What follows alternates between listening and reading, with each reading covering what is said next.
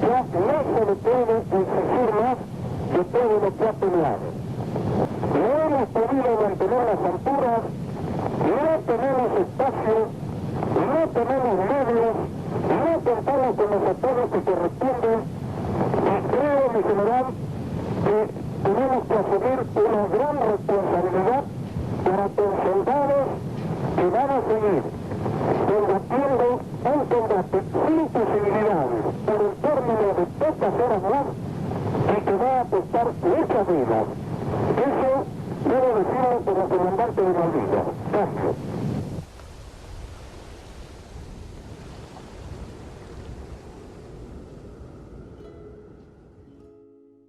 Que como que se había un cese de fuego, en fin. Y claro, fue un momento, como quien dice, de sentimientos encontrados, ¿no? Porque uno por ahí pensaba otra vez, o sea, que otra vez la bandera inglesa iba a estar en Malvinas. Y también teníamos o sea, me dio la paz o la tranquilidad de saber que no iba a haber más vidas perdidas, ¿no? Me llamo José Luis Alarcón. La función que tenía cuando fui a Malvinas, o sea, soldado conscripto, ¿no? Me habían incorporado el 2 de febrero de 1982, sí. Así que era soldado raso, como quien dice, ¿no? El combate de Puerto Argentino ha finalizado. Nuestros soldados lucharon con esfuerzo supremo por la dignidad de la nación. Por un lado, tuve una sensación de alivio, porque más allá de lo que viví, sigo sosteniendo lo que sostuve toda mi vida. Las guerras no son buenas para nadie, aún ganando se pierde. Mi nombre completo es Damián Washington Riveros. Las funciones que yo tenía era mecánico en sistemas de armas, orientado en las armas submarinas. La tarea principal que desarrollé yo en el submarino fue la de operador de tubos lanzatorpedos. El Estado Mayor Conjunto comunica que en el día de ayer, 14 de junio de 1982, se produjo la reunión entre el comandante de las fuerzas inglesas, general Jeremy Moore, y el comandante de la guarnición militar Malvinas, general de brigada Mario Benjamín Menéndez. En dicha reunión se elaboró un acta en la cual se establecen las condiciones de cese de fuego y retiro de tropas. Se podría decir que era un hecho cantado, ¿no? Que las cosas iban hacia ese rumbo, porque como se veía la evolución de lo que era la guerra terrestre, porque acá hay una historia que hay que decir. Nosotros con los aviones podemos hacer todo lo que podamos, pero la guerra se gana en tierra, en el sentido de que es la ocupación en tierra la que termina definiendo ese conflicto, ¿no? Ese y cualquiera. Soy Carlos Rinque, comodoro retirado, y en ese momento, integré el primer escuadrón de cazas A4B Skyhawk, que estábamos basados en la 5ª Brigada Aérea. There is no fighting tonight on the Falkland Islands. According to an official communique from the military junta in Buenos Aires, a temporary ceasefire has been agreed. That has not been confirmed by the government here. The announcement of the ceasefire came from Buenos Aires after a meeting between the British commander, General Moore, and the Argentine commander, General Menendez. I think relief, probably, more than anything else, because personally, I had no desire to kill anybody or anything like that.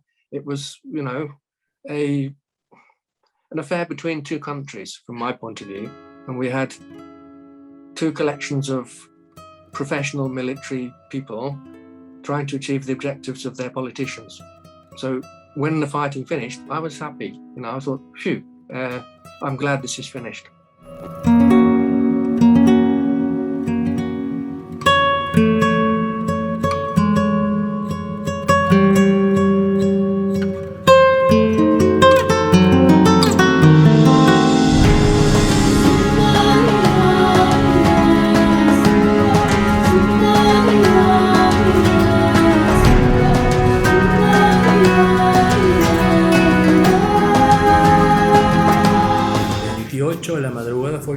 martes y duró 3-4 horas y estuvimos hasta el 12 de junio prisioneros. El día de la rendición nosotros estábamos en Campo de Mayo. Cuando nosotros llegamos a Uruguay, de Uruguay nos subimos a los barcos argentinos, nos recibieron muy bien en el barco, nos llevaron hasta La Plata. Cuando llegamos a La Plata, en el puerto, estaban todos los colectivos esperando adentro, nos hicieron subir, nos hicieron cerrar todas las cortinas y nos dijeron: nadie se asoma, nadie dice nada.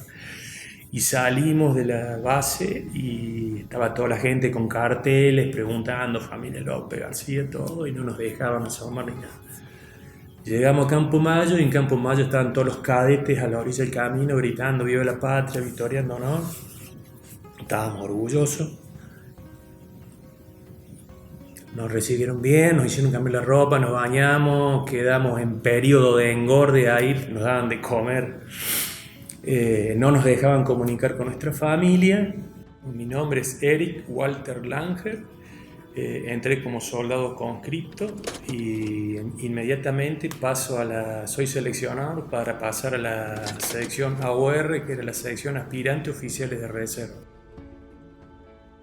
Cuando llegamos nos recibió un teniente coronel, no sé quién era, y nos felicitó por nuestro trabajo y lo que habíamos hecho, todo. Y el día de la rendición ya empezaron con que éramos los cobardes que se habían rendido en Malvinas y ya dejamos de ser los héroes y pasamos a ser los soldados taganas que éramos siempre. Pero yo siempre rescato lo que nosotros hicimos, lo hicimos por los jefes que tuvimos, por los líderes que tuvimos. La verdad que el teniente, el cabo Primero Olmos, el cabo Rosales, el cabo Castro, el cabo Zárate, que fueron nuestros jefes y los que nos acompañaron siempre, fueron excelentes personas. Y en el momento que el teniente nos dice nos vamos al frente, todos dijimos vamos porque lo seguimos a muerte. Y hicimos lo que pudimos con lo que teníamos. No daba para más. Nuestra misión es la de desembarcar en las Islas Malvinas y desalojar a las fuerzas militares y a las autoridades británicas que se encuentran en ellas. Eso es lo que vamos a hacer.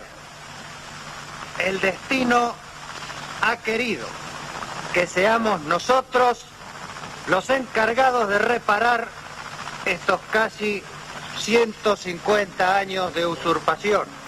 Bueno, nosotros no lo sabíamos aún, pero era, fue el único grupo de ejército que desembarcó en Malvinas el 2 de abril. Así que actuamos como los marinos, digamos, ¿no? Porque, bueno, nosotros éramos infantería de tierra y, bueno, desembarcamos como para formar parte también de aquella recuperación de Malvinas.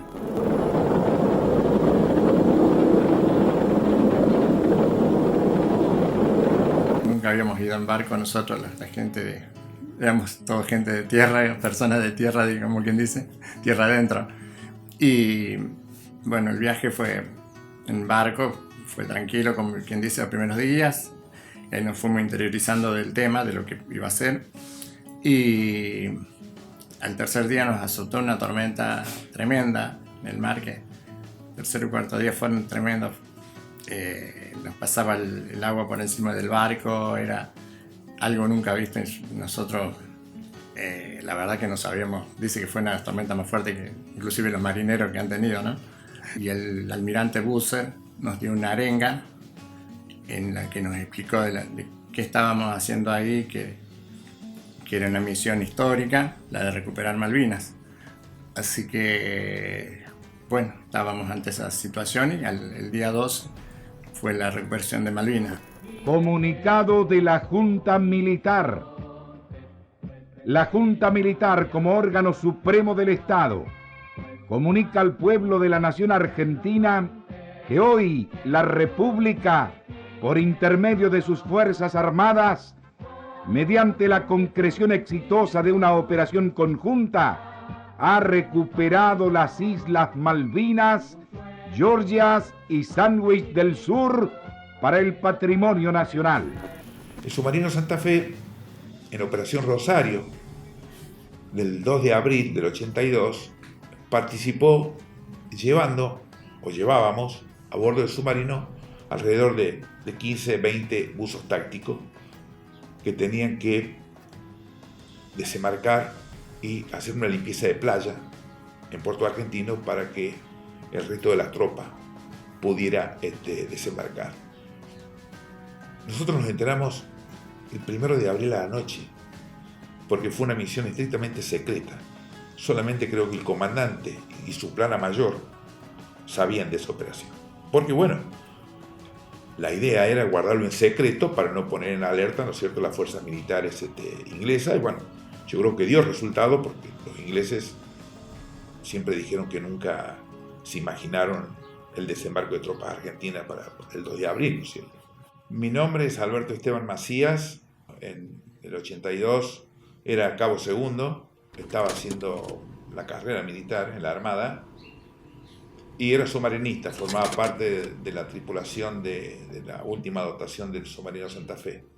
Me dan el pase al portaaviones cuando termino el curso, salimos a navegar en marzo del 82 y cuando entramos a puerto el día ese, entramos y ordenan que desembarquen todos los que vivían dentro de la base o en la ciudad de Punta Alta. O sea, los casados, los que éramos solteros, que le decían trocistas, los que vivían dentro del barco, no podíamos desembarcar y teníamos que tomar guardia. Y ahí empezó a embarcar cosas que nosotros no... Mucha munición de verdad, no de trazante, no, munición de verdad. Empezaron a embarcar muchos víveres.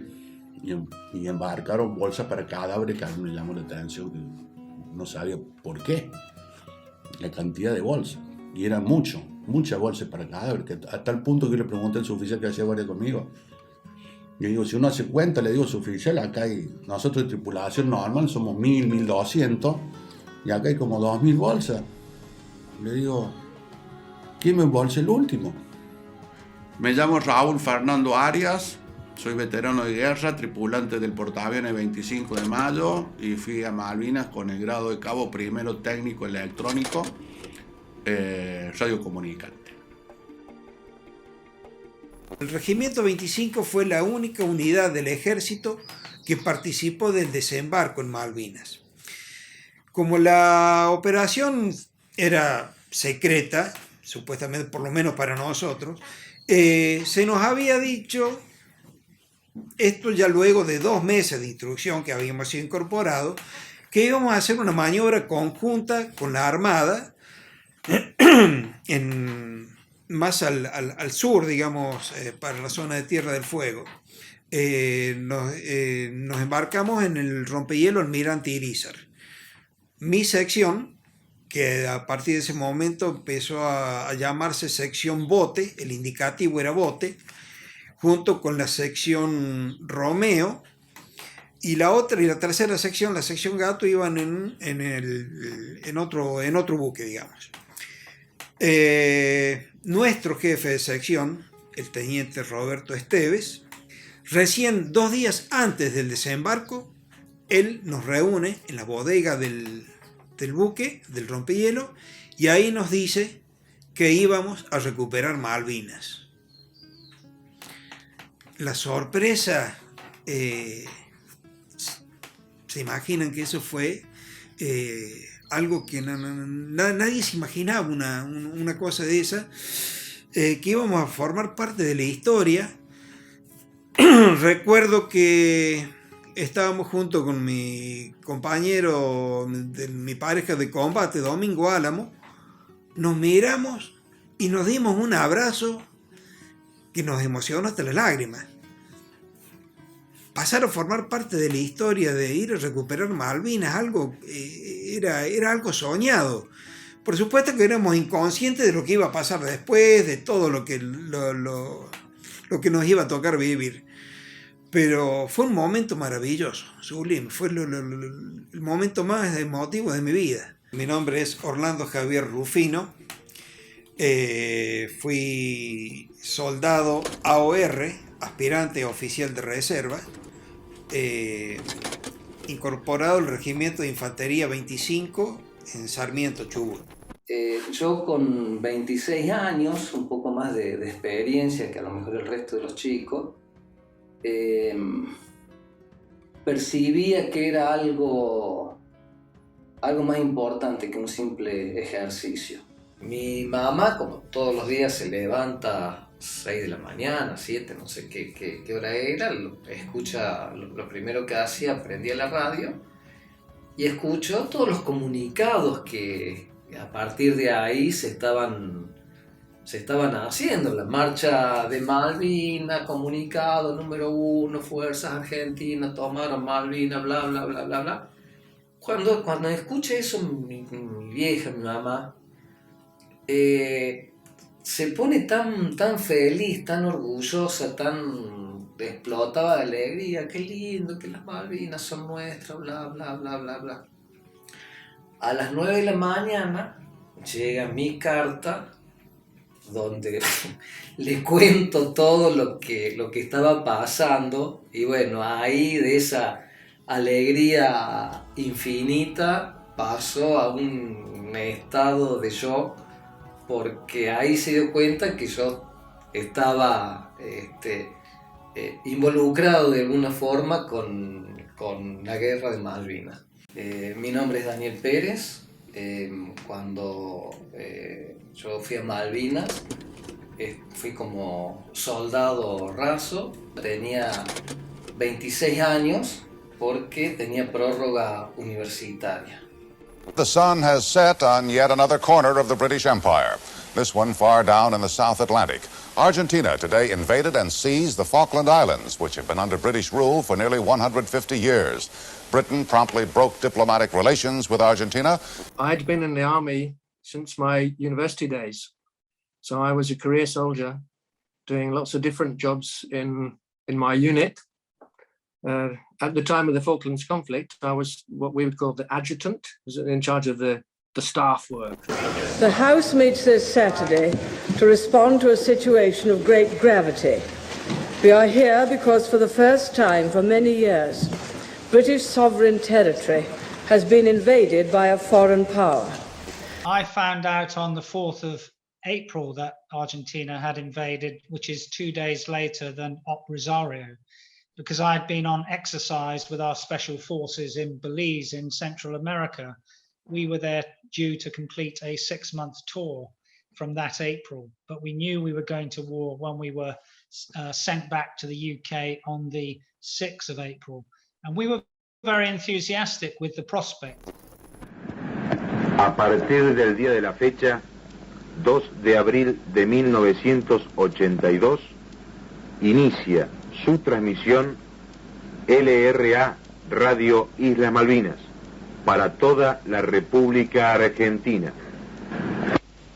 Begins its transmission, LRA, Islas Malvinas Broadcasting Station, for the whole of the Argentine Republic. We shall listen now the Argentine National Anthem.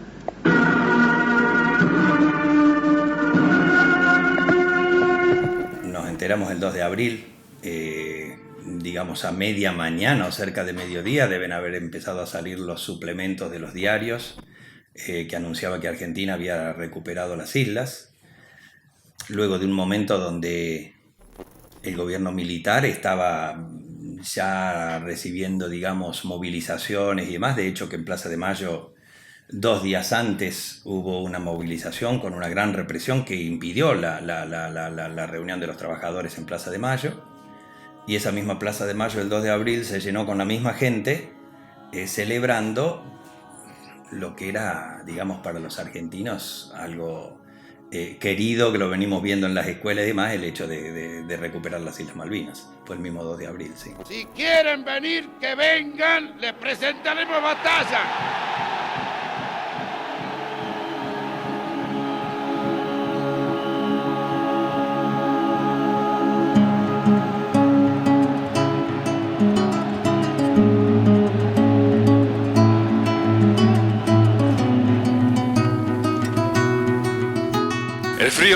prácticamente impide hablar, contrae las mandíbulas.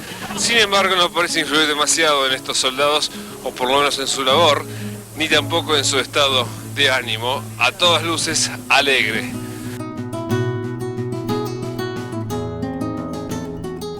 El secretario de Estado norteamericano, general Alexander Haig, visitó Buenos Aires los días 16 al 19 de abril con el propósito de contribuir a una solución pacífica del conflicto entre Argentina y Gran Bretaña en el Atlántico Sur.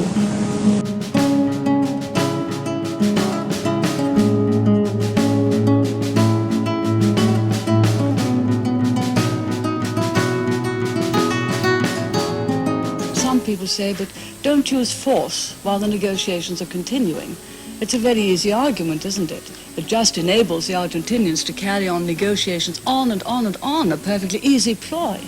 In the meantime, it will get more and more difficult for us to use a military option. El 2 de abril hasta el 1 de mayo, que fue el bautismo de fuego de la fuerza, fueron todas reuniones diplomáticas. Era como que se iba enrareciendo el ambiente, ¿viste? El mundo entero tratando de evitar el conflicto armado, que se llegaron a una negociación. Había una pequeña luz de esperanza, pero no.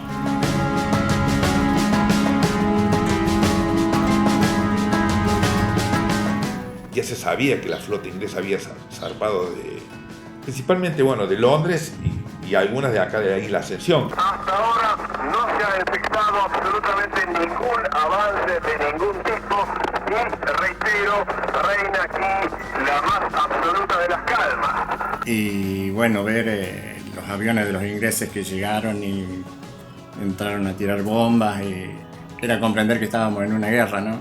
Y el 1 de mayo es prácticamente, a ver, ¿cómo se puede explicar? Es morir y volver a nacer.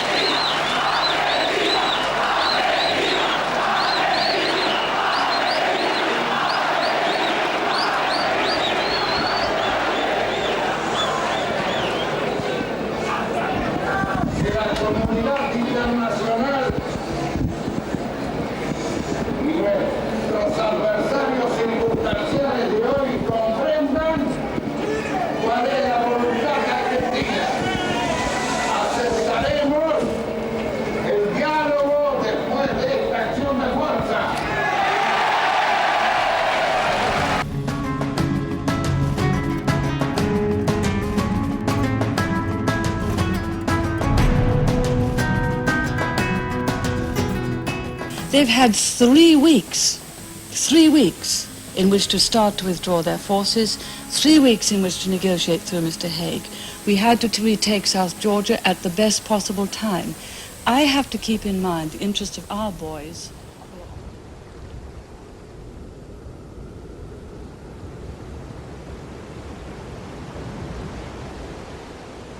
Llegamos el 25 de abril en horas de la noche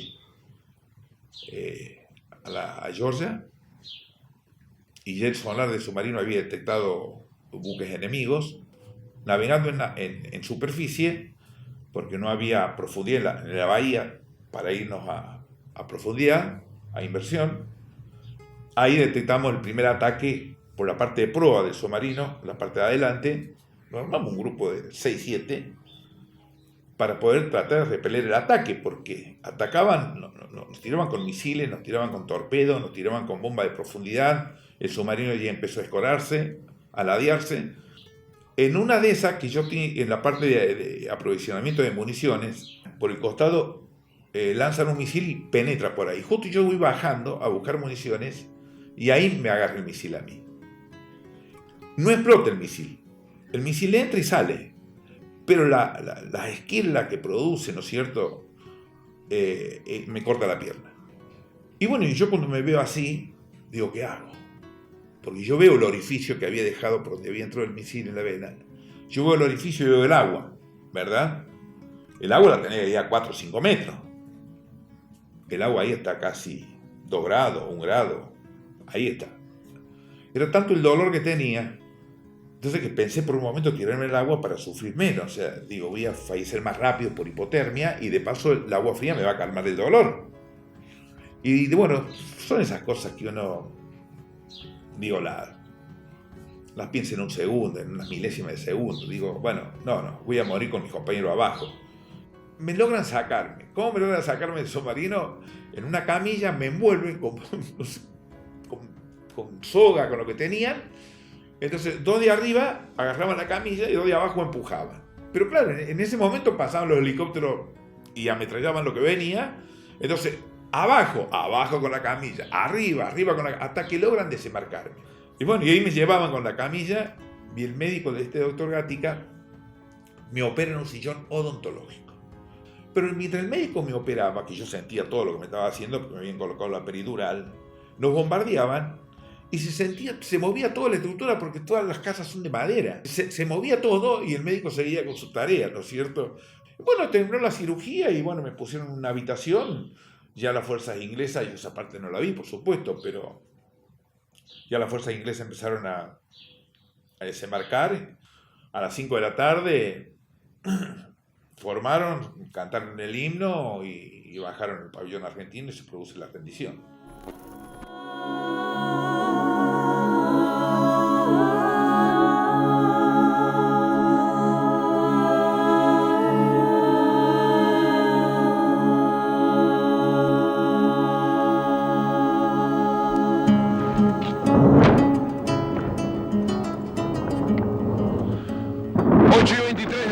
Se repite el ataque contra Puerto Argentino con mucha mayor intensidad.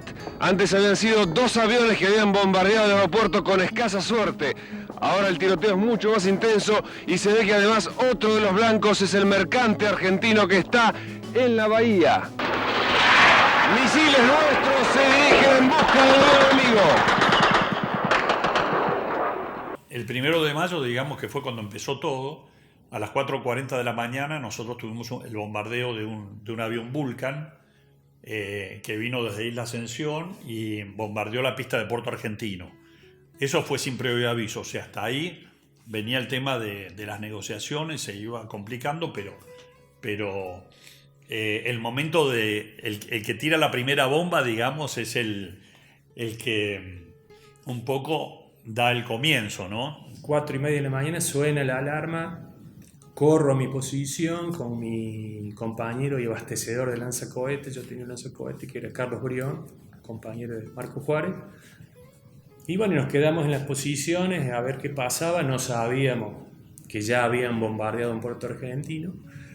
Y a las 8 de la mañana ya había amanecido y salgo de mi pozo, me voy a otra posición que estaba a 10 metros, donde estaba Fabricio Carrascul, el Cabo Castro, el Cabo Rosales, y me meto en la posición de ellos, nos ponemos a charlar y siento ruido de aviones, las turbinas de los aviones. Cuando me doy vuelta para mirar el aeropuerto, veo 3 aviones que venían volando bajito y digo, mira, aviones argentinos, y no terminé de decir aviones argentinos y empezaron a largar las bombas sobre el aeródromo. Y bueno, todo humo, fuego, explosiones, gritos, corridas y bueno, ahí nos dimos cuenta que había comenzado la guerra.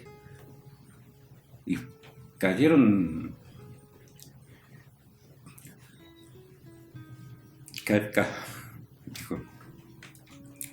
Cayeron 2 bombas de 1000 libras que prácticamente que hacen desaparecer un edificio. Una bomba, una explosión que te deja aturdido, que escuchas gritos, que no sabes qué hacer. Bueno, mi nombre es Alfredo Aguayo, tenía 22 años cuando se desató el conflicto. Yo hice mi carrera como fuerzas especiales. Nos han traído una triste novedad, y es que hasta ahora habría de nuestro lado 9 muertos y más de una veintena de heridos. Aparentemente uno de los impactos del avión enemigo dio de lleno en una carpa repleta de soldados que estaban durmiendo. A las 4:30 de la mañana aproximadamente nos sorprende un ruido muy fuerte que no habíamos escuchado antes, de un ruido como de turbina, pero importante, fuertísimo. Y no se veía porque había mucha nubosidad. Pasados unos minutos, escuchamos unas impresionante detonación y después otra más, pero muy, muy fuerte. Era un Vulcan que había atacado el aeropuerto. Mi nombre es Alberto Ángel Amedeo, un integrante de una dotación de un barco que se llamaba Forex. ¿Qué están tirando los barcos? Esos son los barcos, no hay duda. Dramáticos momentos estamos viviendo. La flota de mar inglesa está tirando contra el aeropuerto de Malvinas. Como decían los del puerto argentino, quizás fue peor porque fue más grande el bombardeo, con otro tipo de aviones, con bombas más grandes, más cantidad de bombas. En la base aérea Cóndor, donde estábamos nosotros en ese sector, fue atacado por aviones Harrier el 1 de mayo, alrededor de las 7 de la mañana, si mal no recuerdo. Y bueno, fue el primer contacto de sentir la guerra tan cerca, ¿no? Porque 3 aviones ametrallando y bombardeando todo lo que encontraban a muy poquitos metros de donde estaba uno. Eso fue terrible. O sea, fue el único día que realmente, hablando personalmente, ¿no? Que realmente sentí miedo, no podía reincorporarme y pararme, las piernas no me daban, ¿no? Fue el día de más miedo del 1 de mayo. Bueno, me llamo Víctor Hugo Bertone, yo soy oriundo de la localidad de Elena, Córdoba, y fui incorporado para cumplir con el servicio militar obligatorio el 2 de febrero de 1982, y bueno, fui a Malvinas con 18 años como soldado. 3:15 de la tarde. Una vez más, aparentemente, atacan los Sea Harriers. El fuego de nuestra artillería es cruzado hacia 2 aviones que hemos divisado hasta el momento. Cuando el 1 de mayo Inglaterra decide iniciar la guerra y empieza a bombardear el puerto argentino, nos dan la orden al 2º escuadrón de desplegar todos a Río Gallegos. Así que yo fui a Río Gallegos el 1 de mayo. Todos fueron volando sus aviones y yo estaba integrando una escuadrilla en la cual ya no había más aviones en Reynolds, más a 4. Así que yo fui en un avión que llevaba los tanques de combustible, un avión de apoyo que llevaba repuesto para los aviones y estaba todo cargado de tanques de combustibles, y así acostado arriba de un tanque de combustible, panza abajo, apoyado en un tanque, así viajé en ese avión hasta Río Gallegos. Yo soy Luis Alberto Cervera, a esta altura de la historia me conoce como el Tucu Cervera. Tenía 28 años cuando fue la guerra y estaba volando el avión sistema de arma 4B. Fuimos al combate el 1 de mayo. Mi segundo compañero, el definitivo, Julio Rotea, que estaba en otro puesto. Yo estaba en MAI 7 y él MAI 8, era el puesto, M8. En el combate me dice, mira, le dieron a un avión. Soy Terciano Sampieri, radioaficionado civil, voluntario en Malvinas, como observador aéreo. Tenía 47 años cuando fui a Malvinas. A nosotros nos convocan al Radio Club Córdoba, todos los aficionados de Córdoba, algunos eran porteños afincados acá. Nos convocan para para ver quién se ofrecía de voluntario para ir a Malvinas. Nos convocaron de Fuerza Aérea, no sabíamos de qué se trataba y resulta que era eso. Nosotros anteriormente ya habíamos hecho muchos ejercicios cuando Fuerza Aérea, Ejército hacía maniobra. Cuando nos convoca, pues digo, bueno, ya que fuimos a jugar, ahora hay que ir. Y yo tuve un problema bárbaro en familia porque yo a mi señora le había dicho que de ninguna manera iba a ir. Bueno, cuando fui fue un problema. Informe que llega desde Puerto Argentino y dice que 11 muertos y 17 heridos provocaron 2 helicópteros ingleses que atacaron el sábado el puerto de Darwin, ubicado a 90 kilómetros al oeste de Puerto Argentino, entre los residentes de origen británico, los keltos. Ese día nosotros tuvimos bajas, inclusive la Fuerza Aérea tuvo bajas.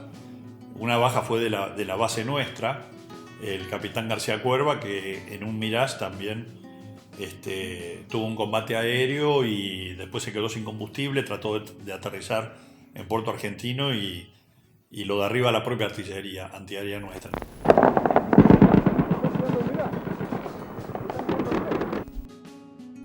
Creo que el 1 de mayo, cuando empezamos a recibir los heridos, creo que fue un shock para todos porque empezamos a correr. Se escuchaban gritos y se escuchaba mucho, como una estampida, digo yo, ¿no? Entonces creo que ese fue un momento de más caos y caótico, porque no llegaban de a uno, llegaban de a 30, de a 35, de 40. Entonces era atenderlos a todos y vos querías estar con todos al mismo tiempo y no podías. Y atendíamos a todos sin distinción,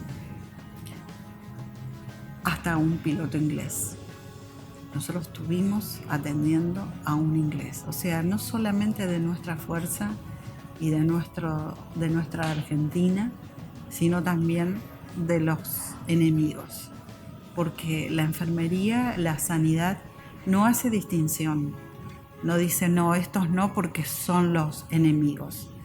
Bueno, mi nombre es Estela Maris Morales, veterana de guerra de Malvinas, enfermera profesional, y en ese momento de la guerra estaba cumpliendo mis funciones como cabo principal en comisión.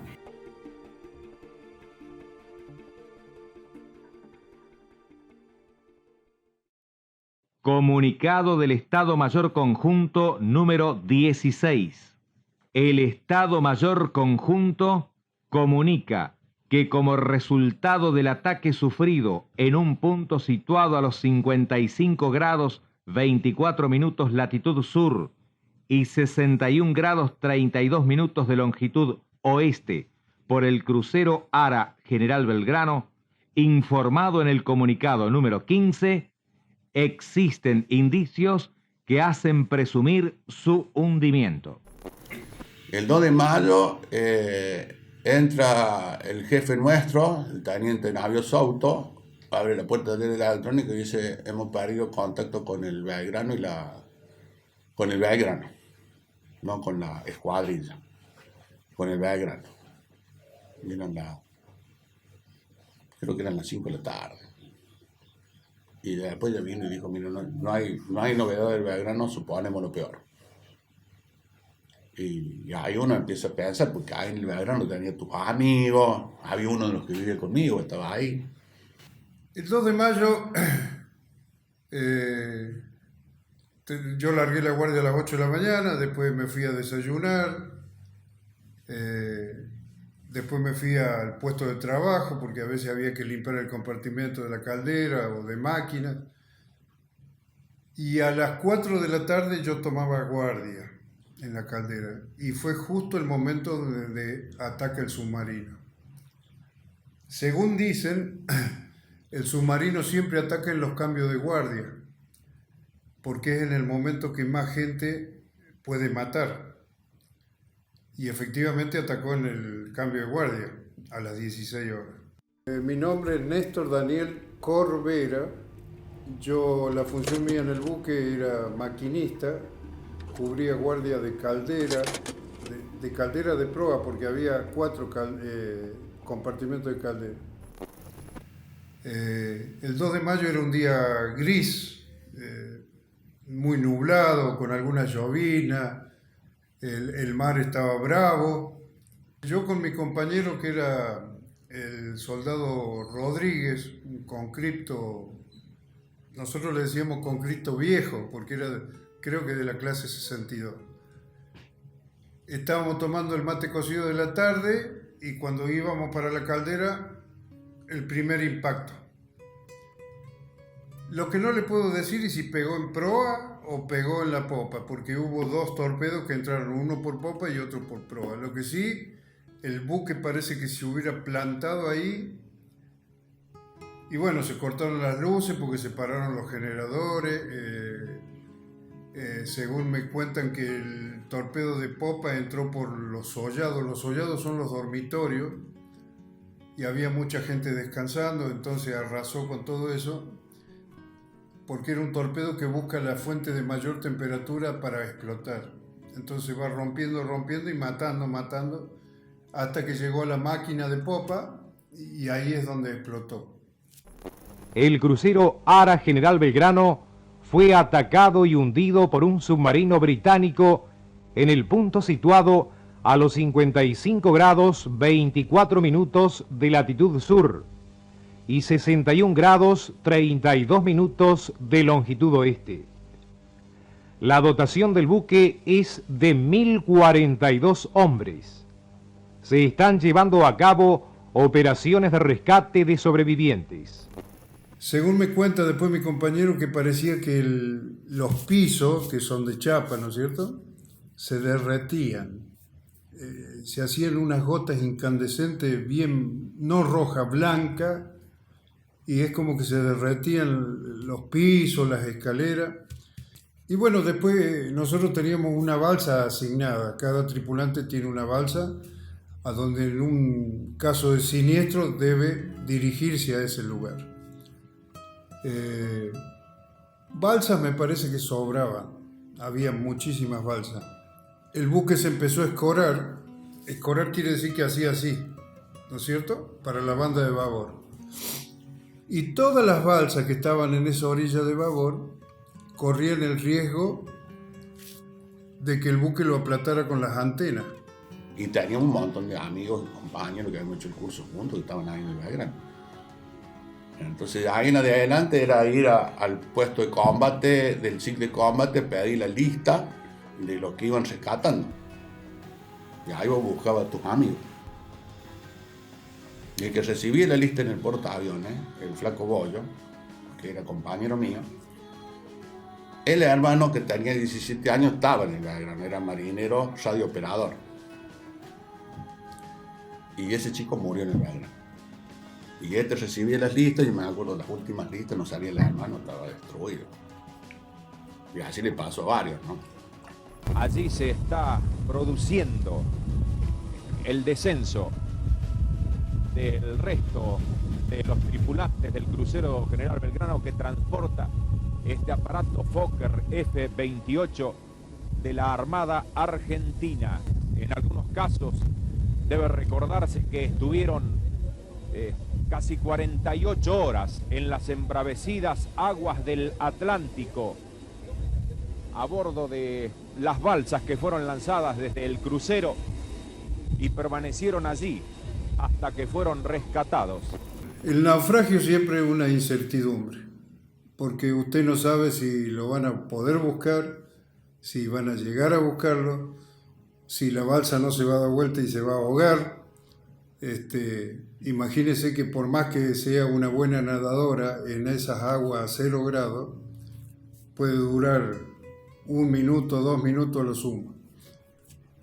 Yo he visto gente hundirse con el salvavidas puesto. ¿Será que el peso del congelamiento del cuerpo es tan grande que lo lleva para abajo con salvavidas y todo? Pero es una incertidumbre muy grande porque no sabe qué va a pasar. Mire, la balsa decía que podía llevar 22 tripulantes, pero podía cargar el doble. Y en un caso así de temporal, según los que saben, dice que la balsa con peso navega mejor.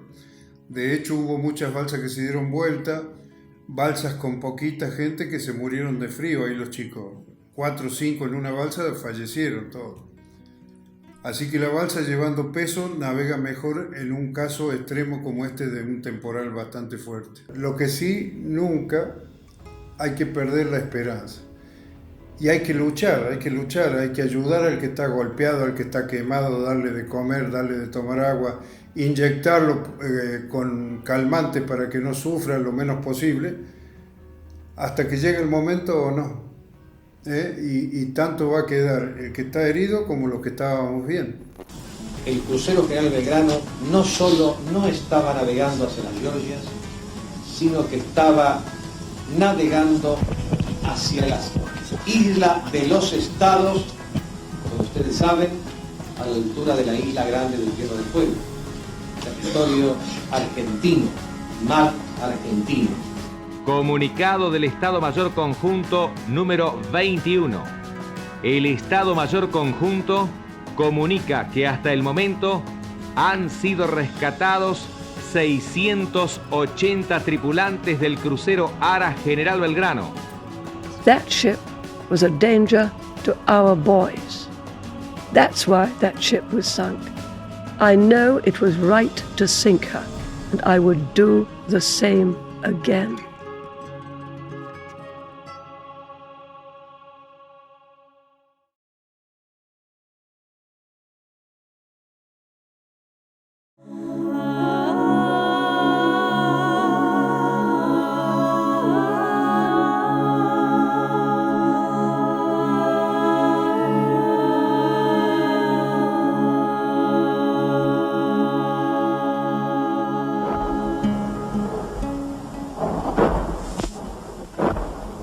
¿Qué sentiste durante el bombardeo? Un poco de miedo. Y además el ruido. Además el ruido de la asociación. No, el ruido tanto no, tenía miedo. Pero lo pude superar. No hace miedo espantoso, ¿no? Aquí había 2 posiciones, o sea, 2 carpas, de la sección mortero 81 que recibieron impactos directos. ¿Qué bajas tuvo, señor, en la compañía? Bueno, las bajas fueron 6 conscriptos heridos leves, 1 grave, 1 muerto. Son las 15:40 horas, se ha dado alerta roja, lo cual significa ataque aéreo.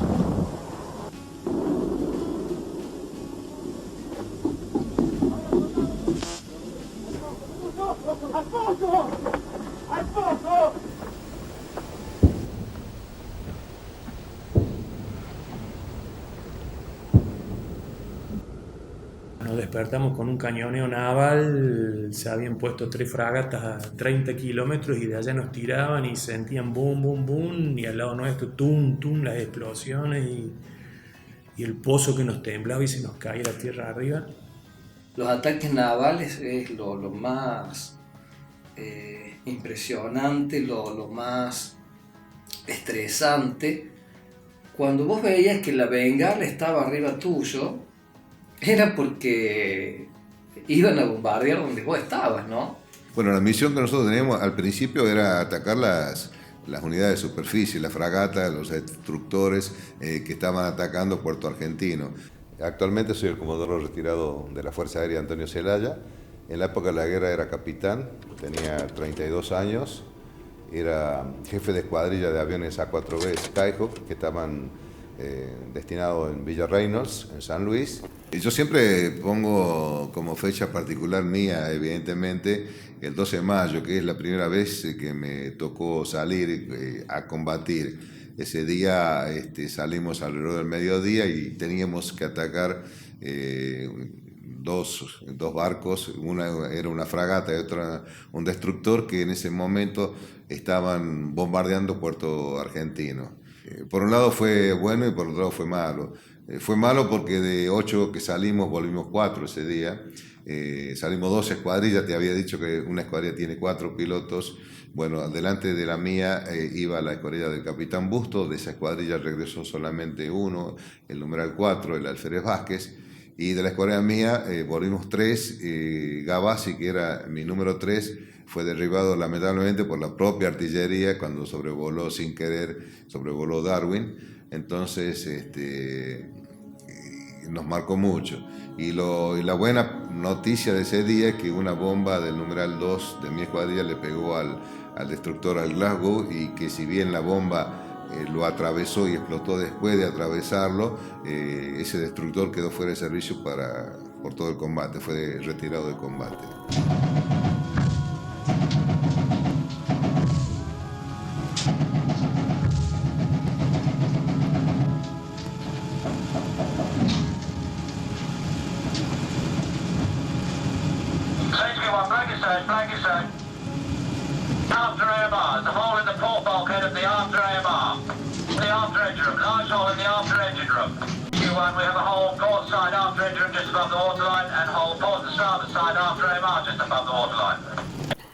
La principal amenaza que tuvieron fueron los submarinos. Y detectabas el submarino, sentía un eco y ahí sonaba la alarma de combate y todo el mundo tenía que cubrirle el puesto de combate. Y vos tenías 1 minuto para llegar a tu puesto. Después del minuto lo cierran y bueno, ya no llega. Y una vez me pasó, no llegué, pero era porque estaba repodrido, que no me dejaban dormir. Cada vez que me iba, había que dormir con el casco, el salvavidas, el abrigo, con todo. Y no era cómodo en lugares chiquitos. Y yo un día me harté y me acosté, me saqué todo y me acosté. Sonó la alarma. Entonces hasta que yo salí y todo, y llegué hasta la otra cubierta y me cerraron todo, y yo no podía salir, quedé afuera, mirando el mar.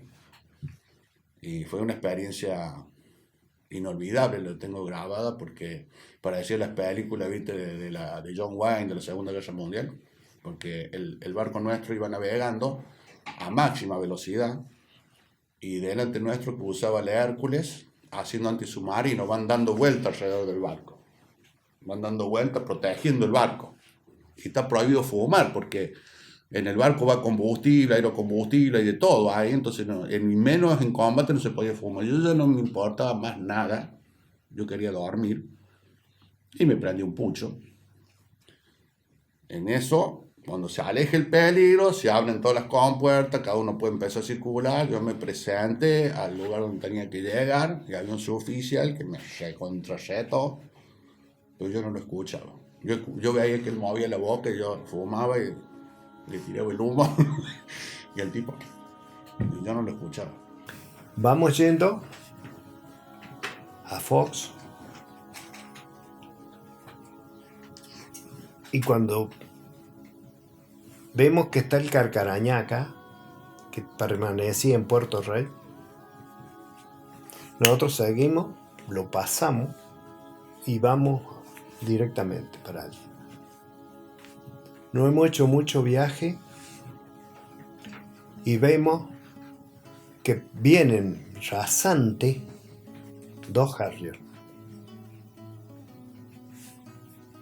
Los venían a atacar, venían bajitos y de frente. Estaba en la proa y disparé hacia la punta, bien a la punta. Digo, en la punta no va a pegar la bala. Va a pegar más atrás. Es muy difícil que pegue en la punta. Y la punta es muy gruesa. Así que yo me fui y me puse bien en la punta, mirando hacia atrás del buque. Para atrás, hacia el puente. Y pasaron los Harrier, pero no los tiraron. Nos hicieron así como una asustada. Pero yo me acuerdo que le vi la panza a los aviones. Y pasaron rozando así. ¿Y qué hicieron? O no nos tiraron a nosotros porque vieron el buque más importante, que era el Carcarañá. Y allá fueron al Carcarañá. Lo agarraron y lo acribillaron a cañonazo.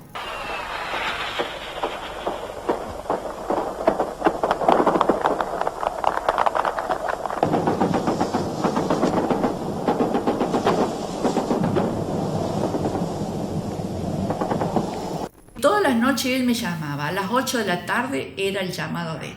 Y ese día 25 no llamó. Y yo me acuerdo que le decía a mi mamá, le digo, mami, algo raro pasó acá, algo feo. Soy Marta Alicia Castillo, viuda del capitán Ricardo Lucero, piloto de Douglas A4C de la 4ª Brigada Aérea de Mendoza.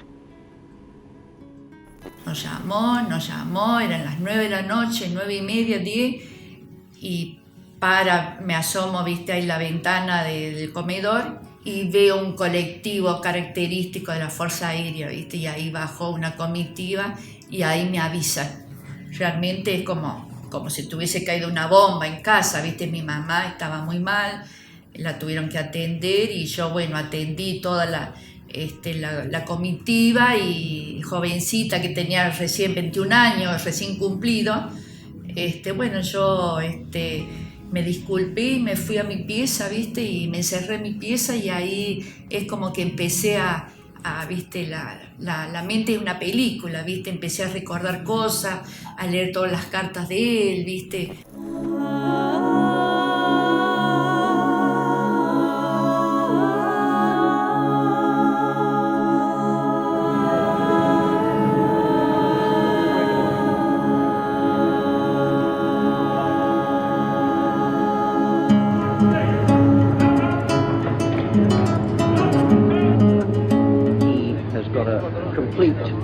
Fore and aft dislocation of his left knee, probably rupturing some of his thigh muscle. He had a dislocated left kneecap. Por 3 días, digamos que fui viuda, por 3 días. Recién el tercer día, me acuerdo que era un viernes, me llaman, ahí me avisan de que estaba mi marido prisionero. Era una cosa, viste, sentimientos mezclados, viste, contenta porque estaba vivo, pero a la vez qué va a pasar, lo podré volver a ver. Y bueno, y después, bueno, me acuerdo que Ricardo siempre decía que él estuvo vivo gracias a los ingleses.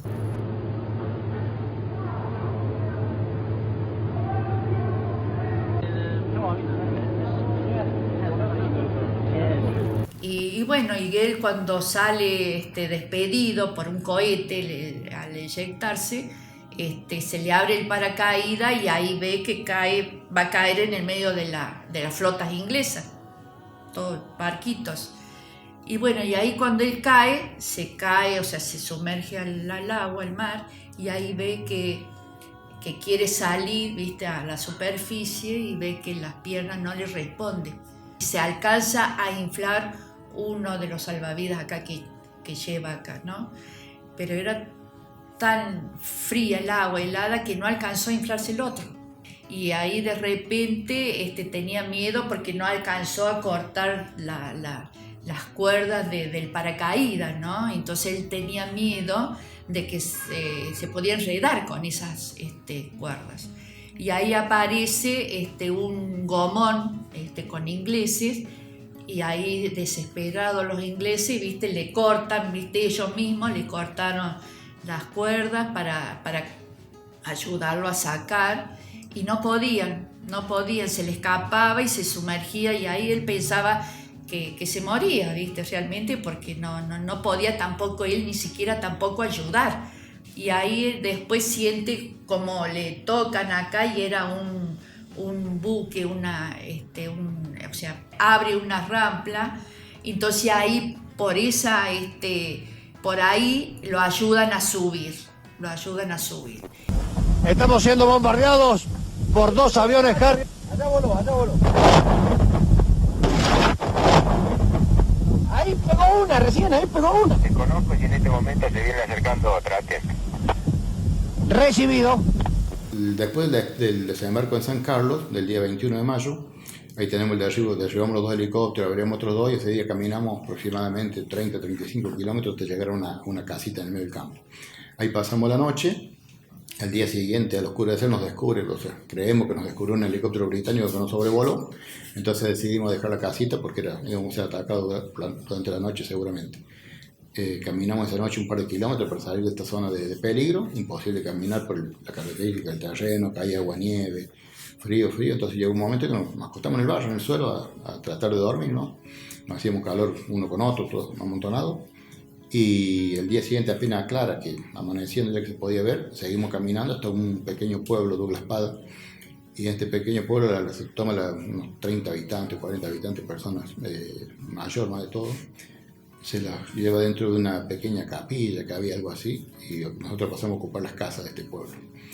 Y en este lugar el teniente Pedro Esteban, que era el jefe de la compañía, manda 2 estafetas que se llamaban, 2 soldados, 2 cabos creo que eran, los manda rumbo a Puerto Argentino buscando propia tropa para informar que estábamos en ese lugar, porque nosotros cuando habíamos dado la alerta temprana del desembarco británico informando todo lo que se veía en el canal, se quema la documentación, se rompe el equipo de radio, todo para no dejárselo al enemigo, y bueno, a partir de ese momento nos hacen muertos nosotros, porque semejante desembarco con un grupo tan reducido nos hacen muertos. Ahí llegamos el 23 de mayo sería. Y el día 25 nos sorprende la fiesta patria en este lugar, donde el teniente Pedro Esteban decide hacer una formación, que gracias a Dios hay un par de fotos de este momento, ¿no? Hacer una formación a campo abierto, se canta el himno nacional a capela, y bueno, él nos arenga unas palabras sobre la fecha, que hoy en día decimos qué cosa de loco, ¿no? Formar 40 hombres en el medio del campo, rodeado de ingleses, ¿no? Pero bueno, importó más la fiesta patria ese día para hacer esta formación, ¿no? Gracias a Dios no fuimos atacados ni descubiertos en el momento de la formación.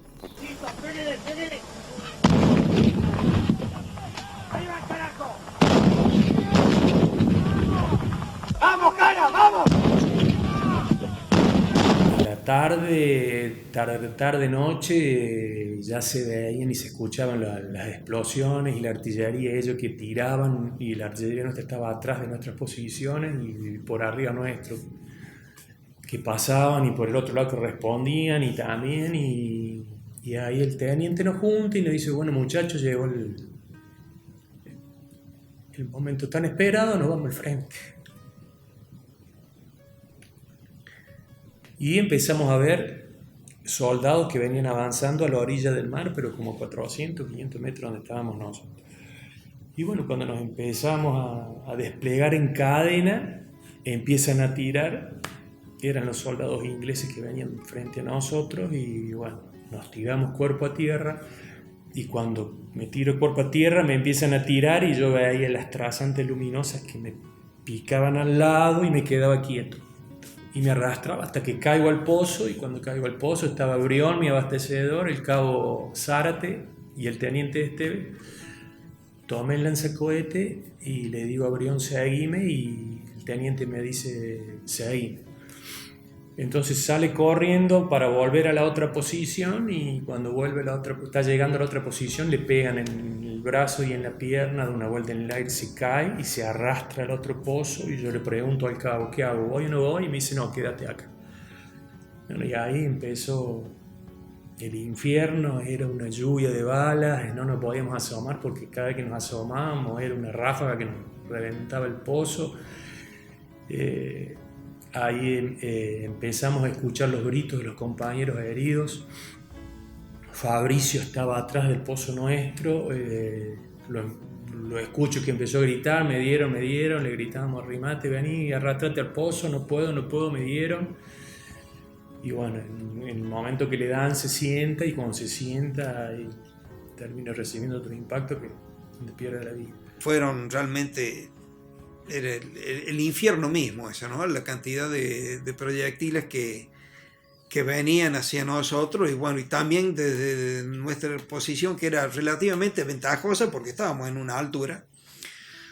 En ese contraataque a mí me hieren en el brazo, recibo un impacto de bala en el antebrazo izquierdo, que me quiebra uno de los huesos. Y ahí me doy cuenta de que estaba realmente en una posición que no tenía ningún tipo de cobertura. Estaba en la playa absolutamente. Había un pequeño motorcito de tierra, y ahí me pongo detrás junto con Buffarini, que era el apuntador de Intalaza, o sea, un disparado con un lanzacohetes. Yo al no poder disparar, me puse como a ayudarlo a abastecer el lanzacohetes.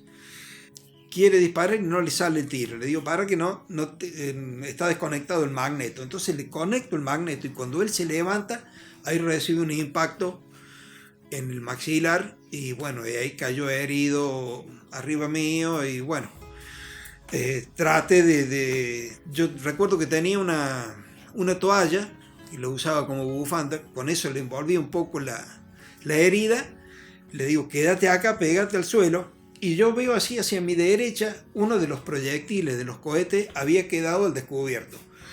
Y yo en mi ignorancia pensé, digo, falta que le peguen un tiro a esto, volamos todo acá. Entonces me corro hacia la derecha para tratar de sacar el proyectil de ahí, de ponerlo cubierto, y ahí recibo un segundo impacto que me roza la columna a la altura de la cintura, entra y me sale por el glúteo izquierdo.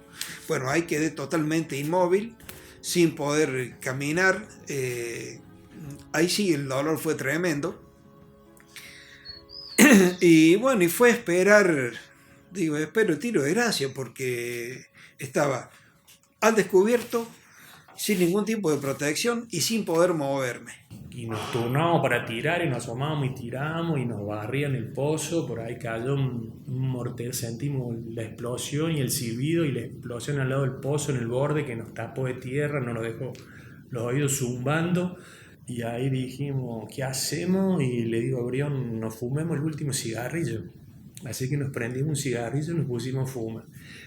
Y en ese momento pensaba, yo hace unos días le había mandado una carta a mi hermana, porque siempre escribía una sola carta para todos, y mi mamá me dice, escribí una carta a Ale que siempre te escribe, y le puse que a fin de año iba a estar con ella bailando el vals, y pensaba, ¿para qué le mandé la carta?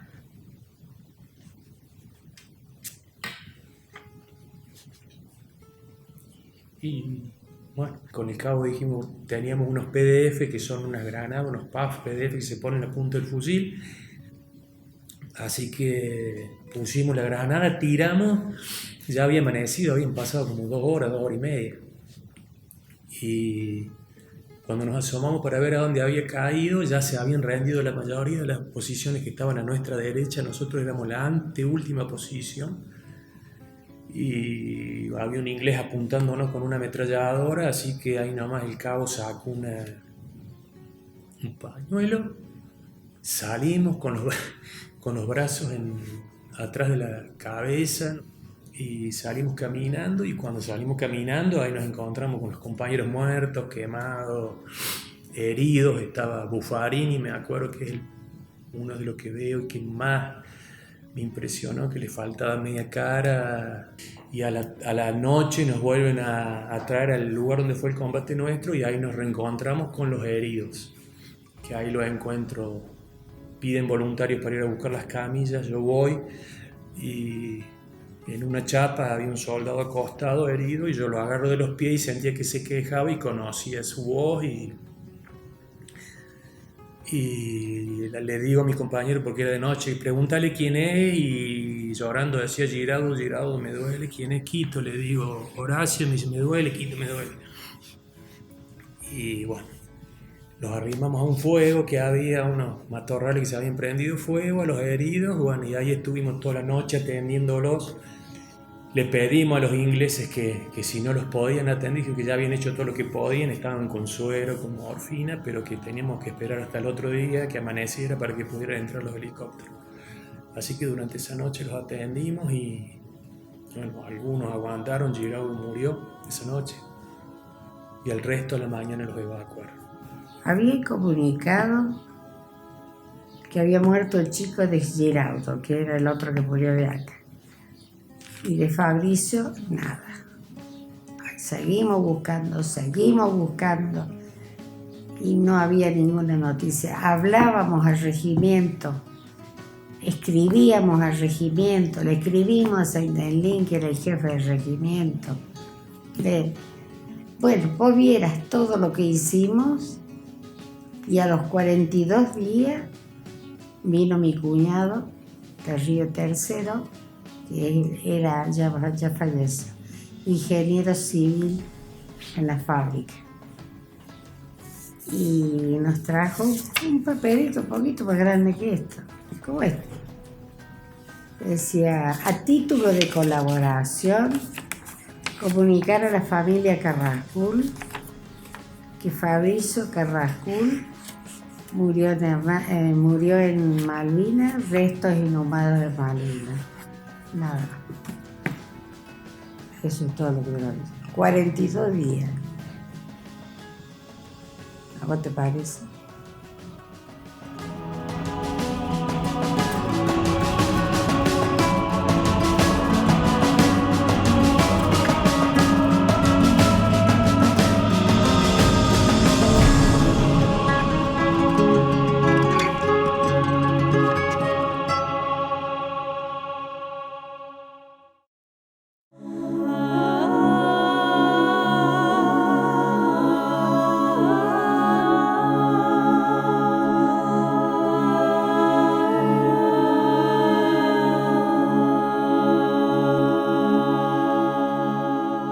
Y aquí están los primeros soldados. Las manos que se extienden para saludar a nuestros soldados.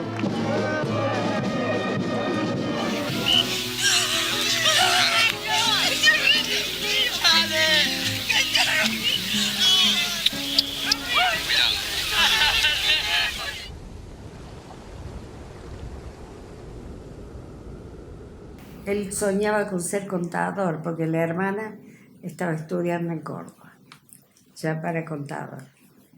Y en una carta le dice a mi marido: papi, aunque sea de basurero voy a estudiar, voy a buscar trabajo en Córdoba porque no vas a poder aguantar 2 en Córdoba. Así que mira.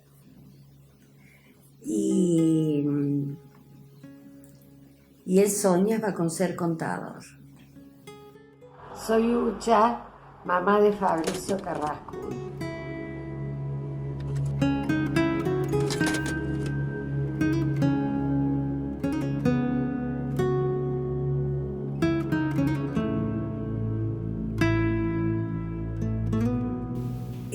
Ese día lo soñé que venía caminando y todos los vecinos, el pueblo que lo iba viendo, se venía corriendo a avisarme que venía Fabricio.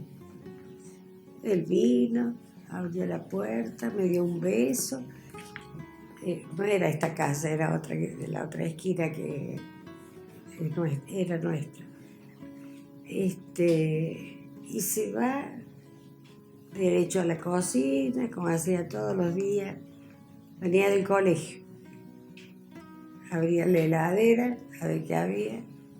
Cerraba la heladera y se iba para arriba a sacarse la ropa del colegio. Después volvía a penetrar. Porque a mí mi hijo quedó con la camisa celeste y el pantalón gris del colegio. Porque él terminó el colegio.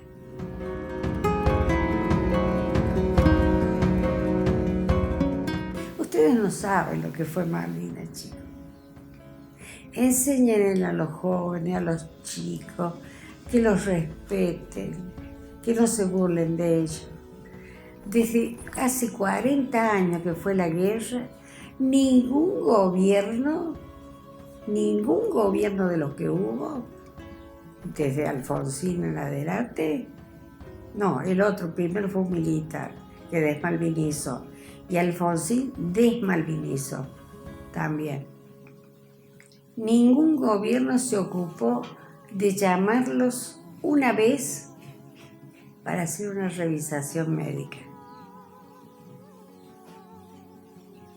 10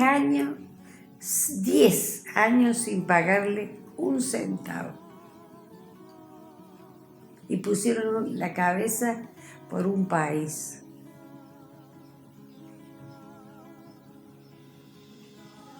Sin que nos quitaron el hijo a nosotros.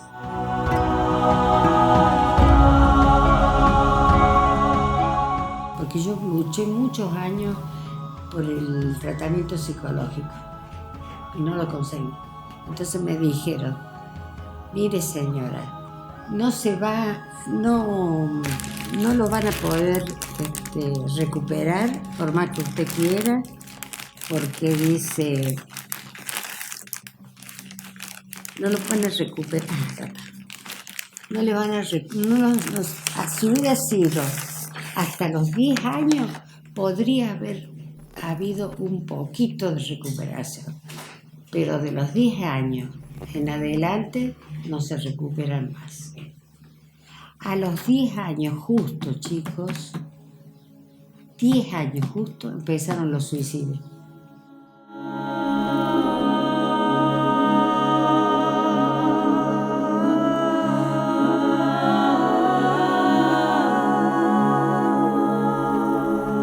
Cuando vos estás prisionero, mientras no hay un control, no sos nada. O sea, ¿cuál es el control? La Cruz Roja Internacional, los tratados de Ginebra. Cuando esa gente llega, cuando se hace el cese del fuego, recién vos ahí, es como decir, hay un control y podés respirar, porque vienen, te toman el nombre, sabes quién sos, qué soy yo, y si no, no sos nada. Mientras te interrogan, no sos nada. En el buque pasó lo mismo. En el buque de vuelta otro interrogatorio más, otra revisión más, otro interrogatorio más. De vuelta, ¿viste? Vos vas con esa tensión de que esperar lo que venga y aguantar hasta donde vos sabés que podías aguantar. Tuvimos los 15 días ahí, comíamos 2 veces ya era un poco más.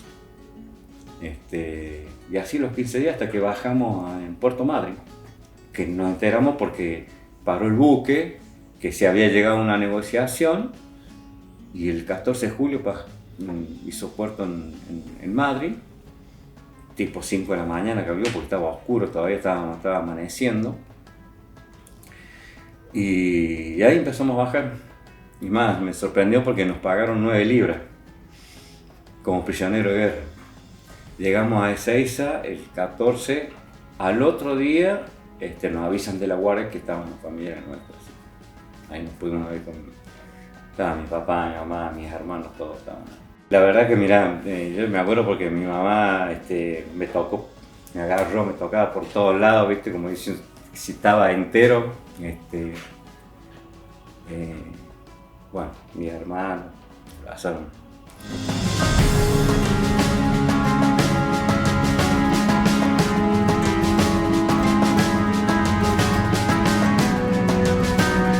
La desmalvinización comenzó con el propio gobierno militar, o sea, no hubo oficialmente no hubo ninguna contención, no hubo un acercamiento, una contención a nivel institucional. Estoy hablando con los que volvió el combate. Se continuó con la vida normal, todo el mundo asumió que como que se hizo algo que había que hacerse, se unió, digamos, la derrota de Malvinas al fracaso del gobierno militar.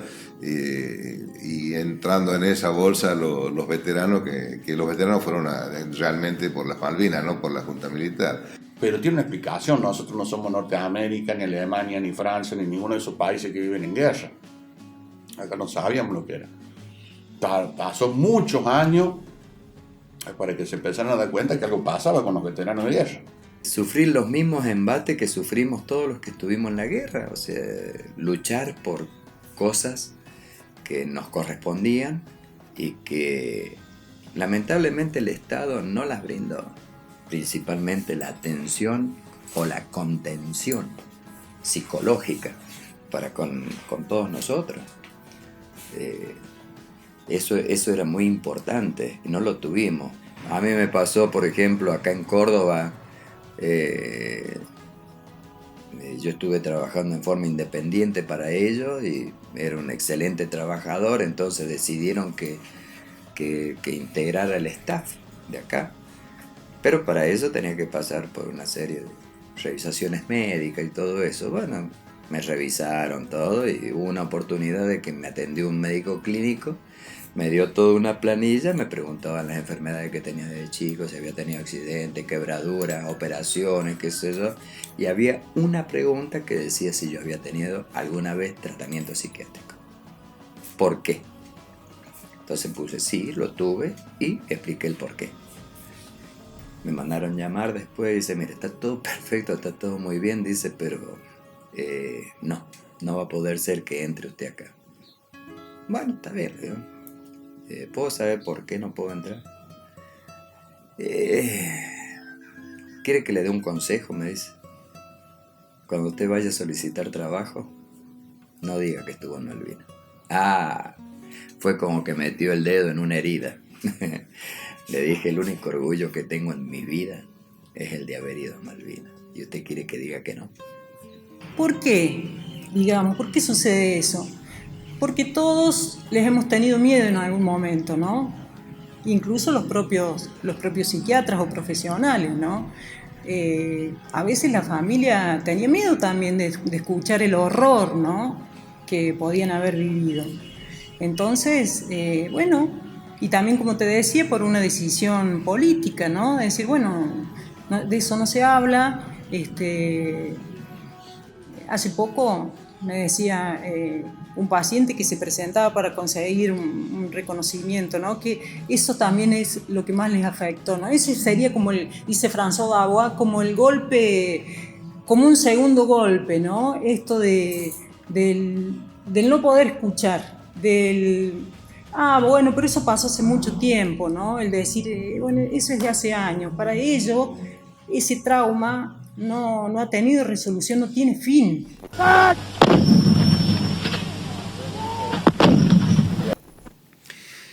Y nos costó mucho hacernos visibilizar lo que éramos los veteranos de guerra. Fueron varios años de lucha, de tratar de hacernos visibles, de tratar de conseguir algún apoyo psicológico sobre todo. La prueba está de la cantidad de suicidios que hubo posterior a la guerra. Convengamos que en ese sentido también lo padecieron los soldados británicos. También tuvieron cientos de suicidios, que es una marca que deja toda guerra. Por más que profesional que alguien sea en la guerra, ahí es el infierno mismo. Y por más capacitación que se tenga, a la larga esos fantasmas vuelven.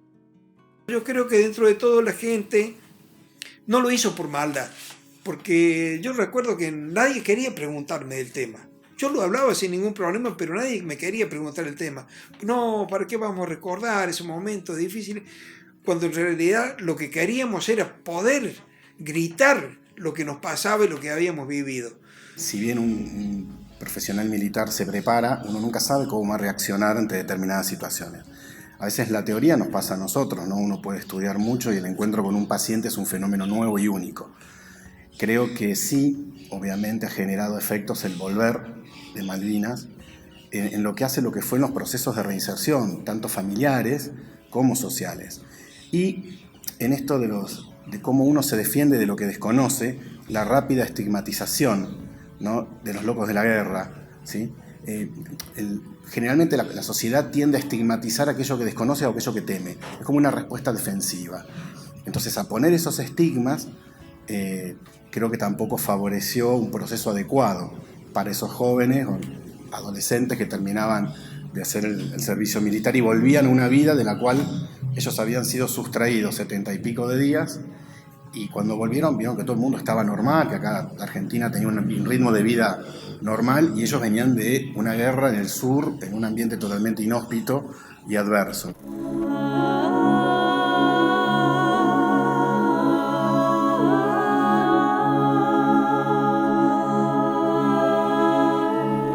Si vos te quebrás hoy y tu amigo que acaba de morir, porque era así, yo estaba en la torre de vuelo esperándolo con los catalejos, esperándolo a ver cuánto volvían, y ver que no vuelve,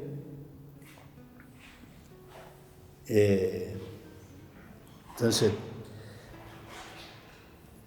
y al otro día tenía que salir, si no, no te podés quebrar. Entonces era como que sí, se te caía una lágrima, pero no te lo permitías.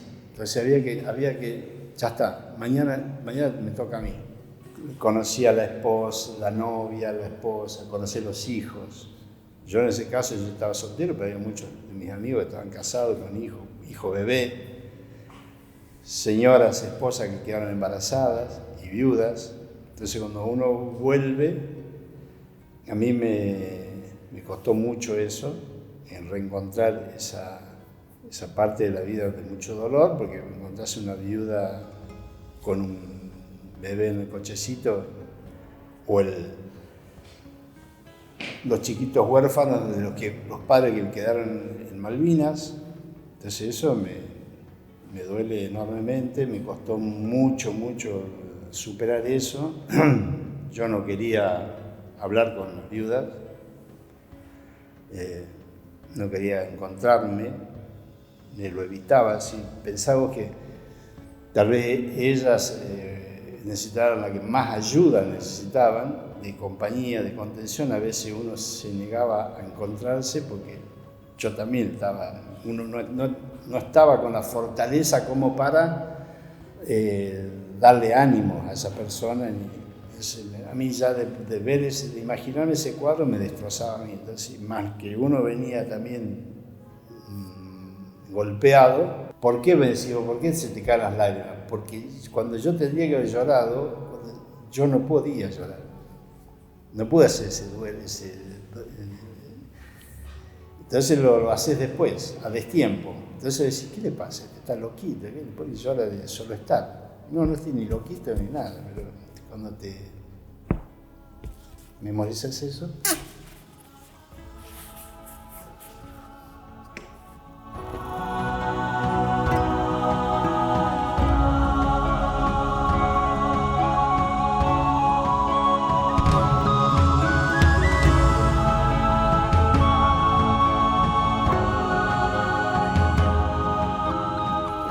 Cuando pasó la situación de riesgo, lo habitual, por ejemplo, que hacen los animales, vuelven a su estado de homeostasis, de armonía y estabilidad. El ser humano nos cuesta más regresar, pero a eso si vos le sumas una situación de guerra, donde han estado expuestos a un contexto donde no dependen de ellos volver a su estado de homeostasis, porque están permanentemente y de manera regular y en cierta cantidad de tiempo con estos estímulos de supervivencia, se produce toda una alteración en su sistema nervioso y toda una alteración en su sistema energético y que afecta físicamente, emocionalmente, psicológicamente. Lo que se llama el estrés postraumático es la consecuencia de este estado de alteración en situación de estrés, en situación de supervivencia, prolongado en el tiempo y de manera estable. La negación, no solamente en lo que ha sido de la sociedad, no solamente en lo que ha sido en la guerra de Malvinas, sino también en otras catástrofes, la negación de la sociedad es inmensa, ¿no? Y el silenciamiento. Entonces, ese trauma va a pujar por salir, por decir. El tema es que haya un otro a la altura de la circunstancia para poder escuchar esto. Cuando estás en una guerra hay que entender que no es una inundación, no es un choque, es una guerra. Y la guerra tiene... Yo te digo, sentimos otro olor. No hay nada que se parezca a la guerra. Y todos los que están ahí tienen miedo.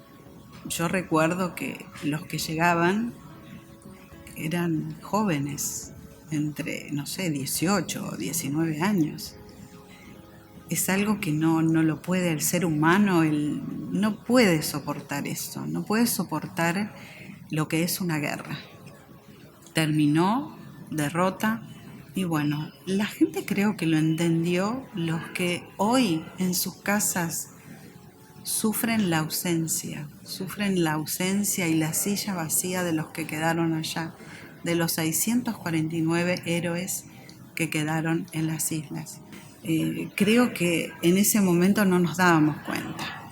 Con el correr de los años te das cuenta que sí, que lo que se hablaba en la televisión no era verdad. Se decía que estábamos ganando y la realidad es que estábamos perdiendo.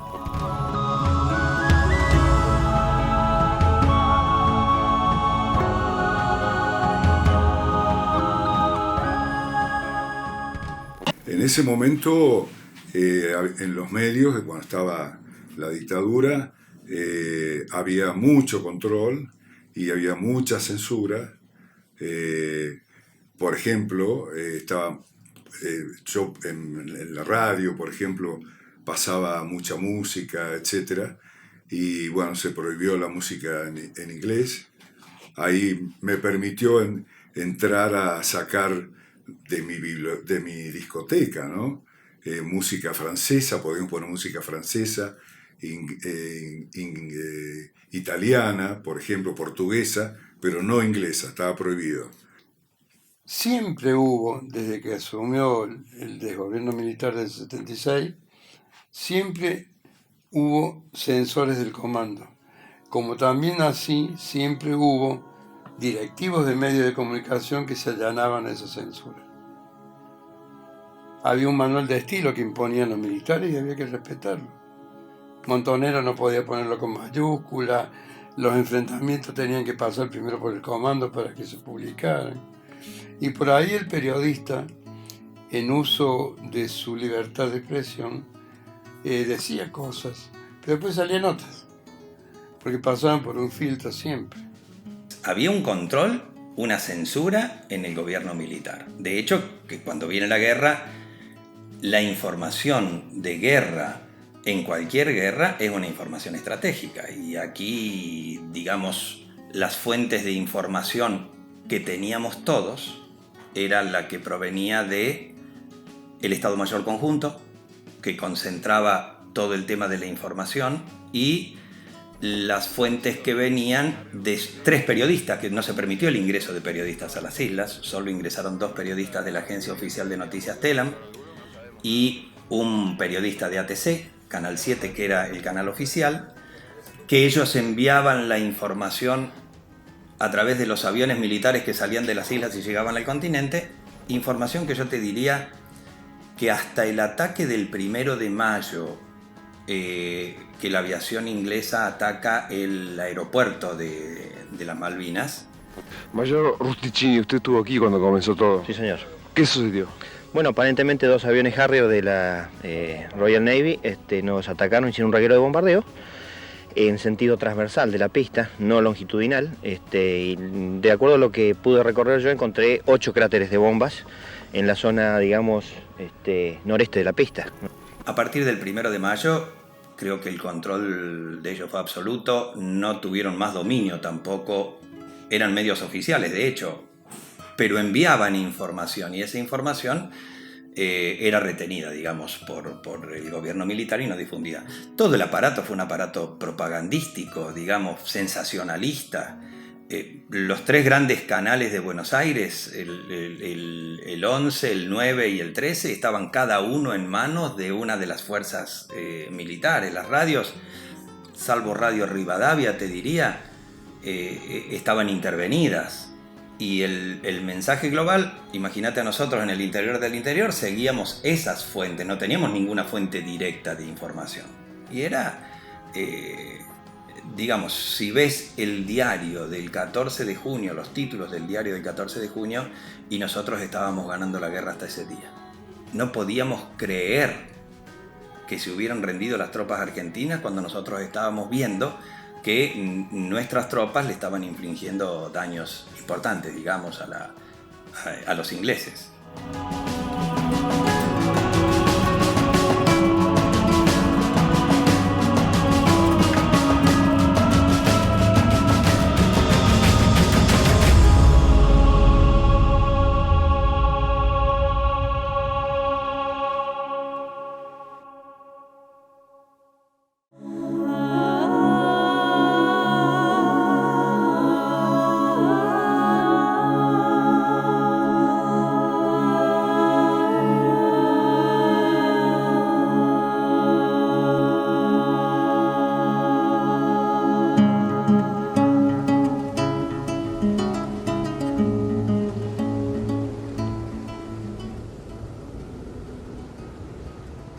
Lamentablemente las cosas se toman conciencia de mucho tiempo después de lo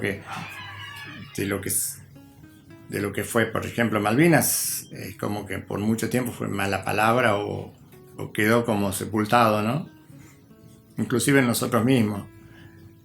Y después con el tiempo, porque hasta por ahí hasta nos daba, mejor decir, vergüenza porque perdimos, pero no era un partido de fútbol. Entonces uno valor ahora que con la edad que teníamos, hicimos mucho por nuestra patria, o sea, dimos todo lo que pudimos, ¿no? No sé si mucho, pero hicimos todo lo que pudimos.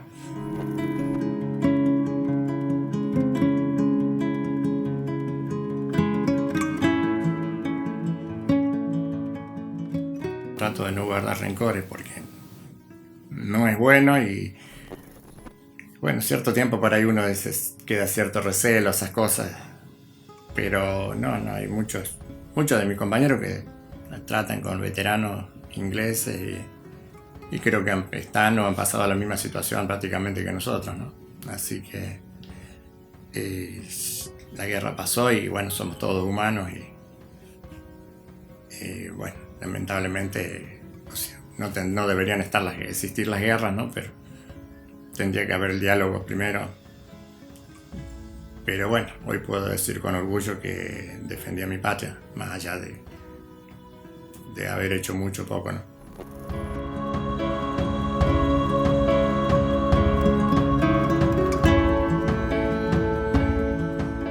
Y bueno, escribir la historia de lo vivido en Malvinas me ayudó mucho. Creo que todos necesitamos expresarnos de alguna forma, soltar o hablar. Creo que nos hace bien a todos los veteranos hablar o juntarnos entre nosotros, hablar. Hay muchas cosas que quedan y bueno, Malvinas siempre está presente.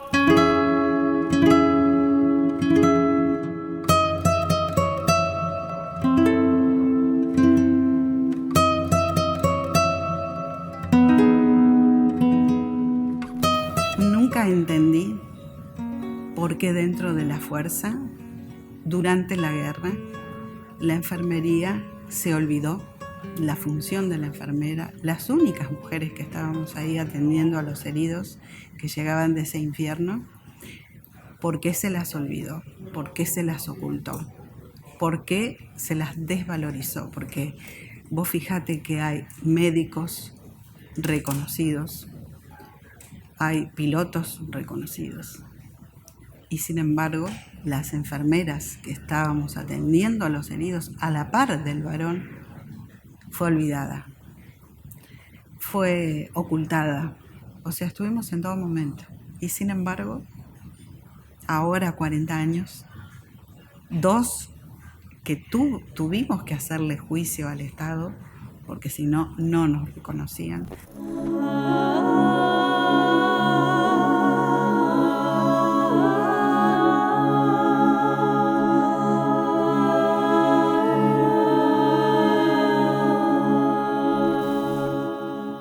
Cuando volví, yo me había ido sin nada. Yo me había ido con lo puesto y ya ni tenía lo puesto. Tenía que irme a Mar del Plata como estaba. Entonces era reconocido. Y claro, ¿qué pasó? Éramos derrotados, éramos perdedores. Y en esa forma de pensar de muchas personas que solamente están con los triunfadores y no con los vencidos o los derrotados, me atacaban. Ahí en Constitución estaba en el hall ese y muchos venían, me escupían, otros pretendían patearme. Venían corriendo y tiraban patadas. Tenía que esquivar las patadas. O me insultaban. Me trataban de lo peor. Porque no le habíamos ganado a los ingleses. Pero era una guerra, no era un partido de fútbol.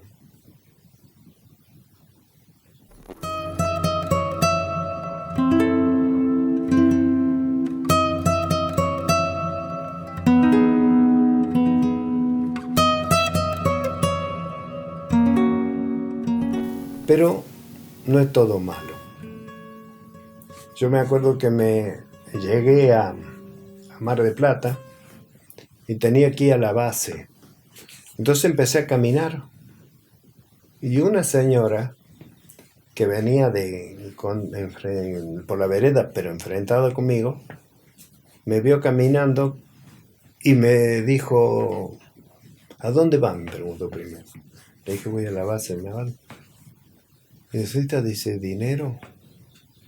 ¿O se va caminando? No, me voy caminando.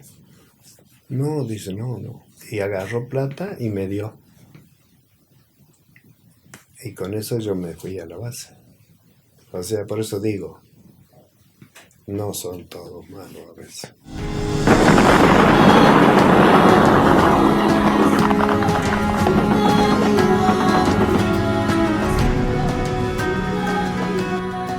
Nosotros tenemos gente, compañeros nuestros que dieron la vida por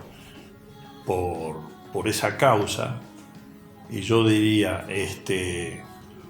valió la pena que ellos murieran, digamos, para ver el resultado actual del país. O sea, este país que tenemos nosotros ahora es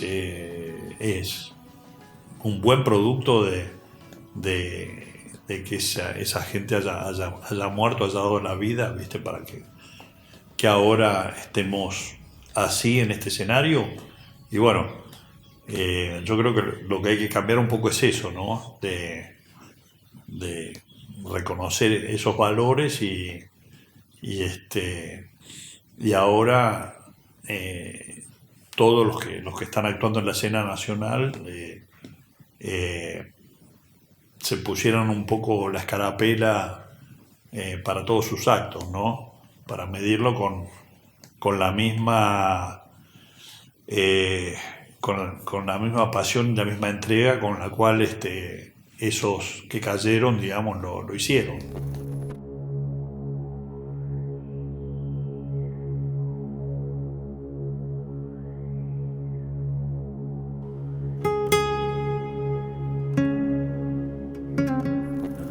Contra nadie, ni contra los militares, ni contra los ingleses, ni contra Thatcher, ni nada.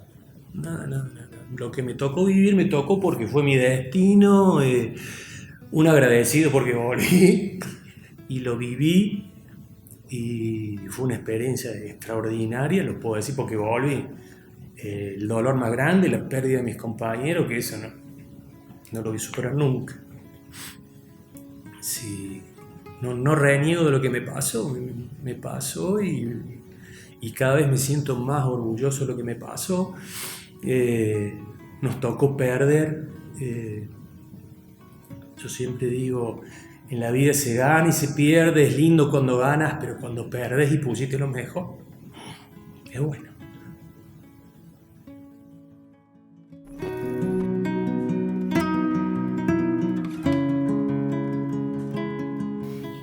Y daba clases de planeador, y a la vez también estaba haciendo fumigaciones.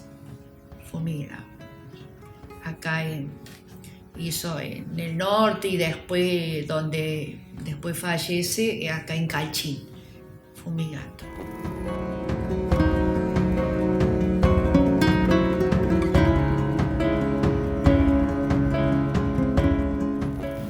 Apasionado por el vuelo, y bueno, yo por ahí digo, bueno, murió en lo suyo, porque él siempre después de la guerra me decía que él quería morir dentro de una cabina, que siempre le pedía a Dios morir dentro de una cabina. Y bueno, viste, cuando pasan estas cosas, la mente es una película, y ahí me acuerdo eso, que ese deseo que él tenía, ¿no?, de morir dentro de una cabina, y yo dije, bueno, la verdad que se le cumplió, murió como él quería.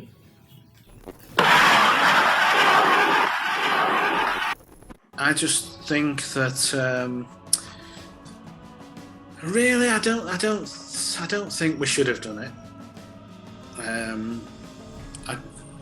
What I mean by that is, I don't think there's ways and means to, if you go through the political side of it, politicians can bat it out all day long and argue that they're right, he's wrong, she's right, she's wrong. And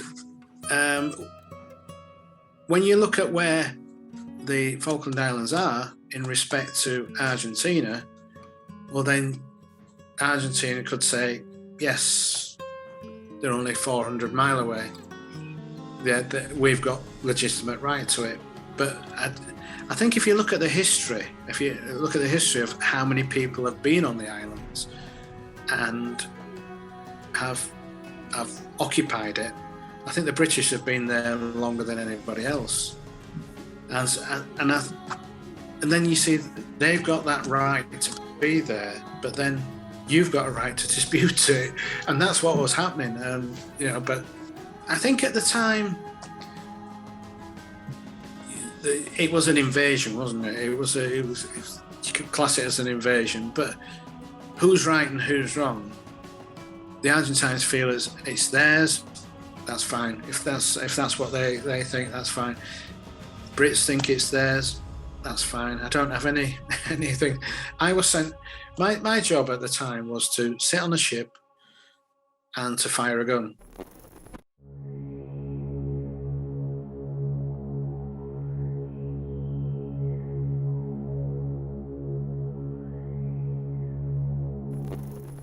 Es muy difícil que pase un día que no recuerde Malvinas, ¿no? Y más precisamente Georgia, ¿no? O sea, yo, si bien no se habla mucho de Georgia, ¿no es cierto? Se habla más de Malvinas. No, un antes y un después, porque cambió mi vida. Yo entré a la Armada con la idea de hacer una carrera militar y bueno, se me cortó. Tuve que convivir con mi prótesis todos los días, que no me quejo porque puedo tener una prótesis, ¿no es cierto? Y tanta gente que ni siquiera tiene acceso a una prótesis. O sea, yo no es que sea conformista, no es que yo sea conformista, soy más bien realista en cuanto a eso. Yo digo, bueno, me falta la pierna, mi señor está con una ACV, con hemiplegia. Pero nunca nos faltan los remedios, nunca nos falta el plato de comida, nuestro hijo es tan sano. O miramos la botella media llena o la miramos media vacía.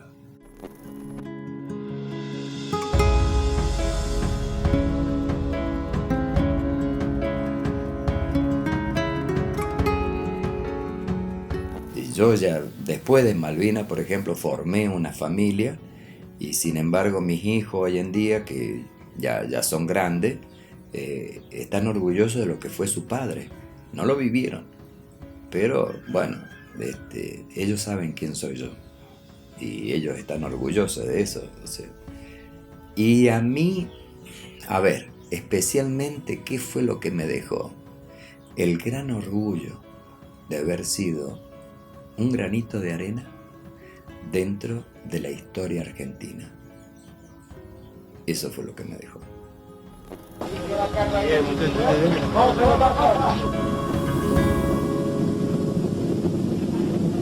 Para el gobierno entonces, volvían los perdedores. Había que ocultarlos, inclusive con las historias que traían los excombatientes.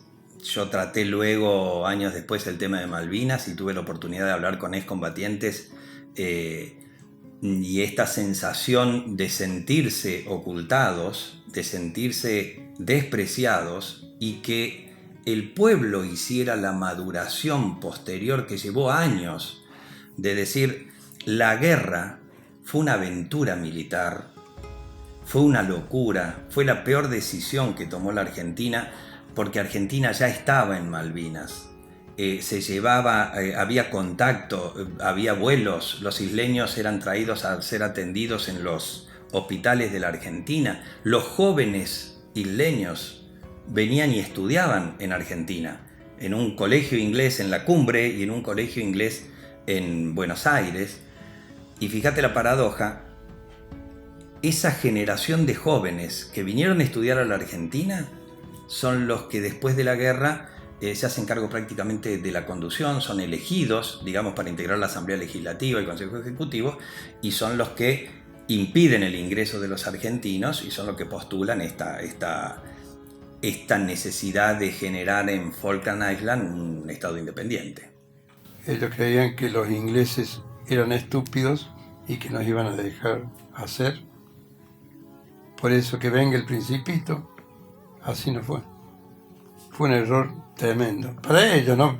A lo mejor para el país fue una salvación. Porque si ellos hubieran ganado esa guerra, todavía los tendríamos. Afortunadamente y desgraciadamente se perdió, el costo fue muy elevado.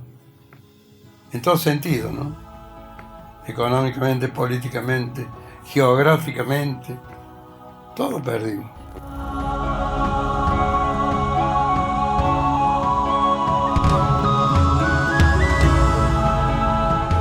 Duele saber que hubo gente que fue a Malvinas como ser políticos, sindicalistas, profesionales.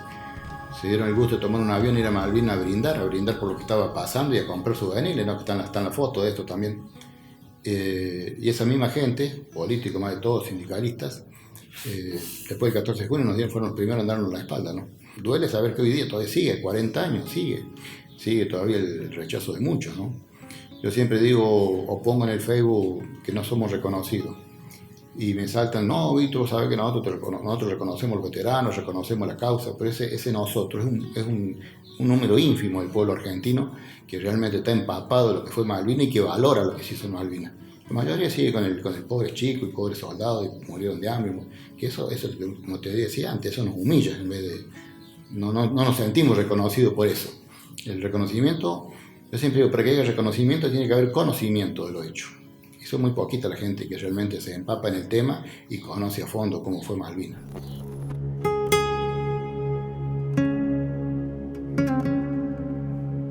El veterano es como un tren de carga que viene todo cargado y va por una vía así a 100 km por hora. Y de repente le corta una vía. Y el tipo pasa de largo con los vagones, con todo, y se va a llevar puesto lo que venga. No le dijeron que ahí se terminaba.